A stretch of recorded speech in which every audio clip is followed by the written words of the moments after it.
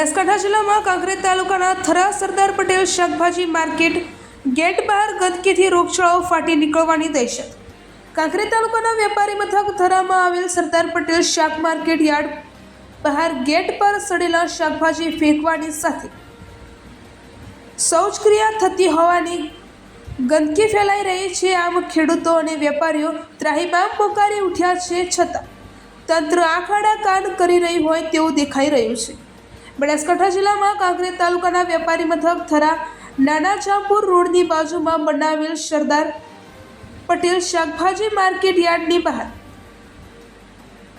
વર્ષોથી ગંદકી છતાં તંત્ર ચૂપ। અમે થરા શોપિંગના વેપારીઓ અને આજુબાજુના ચા નાસ્તાવાળા અને શાકભાજી કચરો એઠવાડ અહીં ઠાલવતા હોવાથી ગંદકીના કારણે વરસાદી સિઝનમાં રોગચાળો ફેલાવાની ભીતિ છે। ખુલ્લામાં શૌચક્રિયા કરવા માટે ઉપયોગ કરે છે। રોગચાળાને આમંત્રણ આપતી માર્કેટની તાત્કાલિક ધોરણે સફાઈ થાય તેવી ખેડૂતો અને વેપારીઓની માંગ છે। આ સ્થળે માથું ફાડી નાખે તેવી દુર્ગંધ મારતો કચરો ફેલાયેલો જોવા મળે છે। સરદાર પટેલ શાક માર્કેટ ગેટ બહાર તાત્કાલિક સફાઈ કરાવવામાં આવે તેવી માંગ ઉઠવા પામી છે।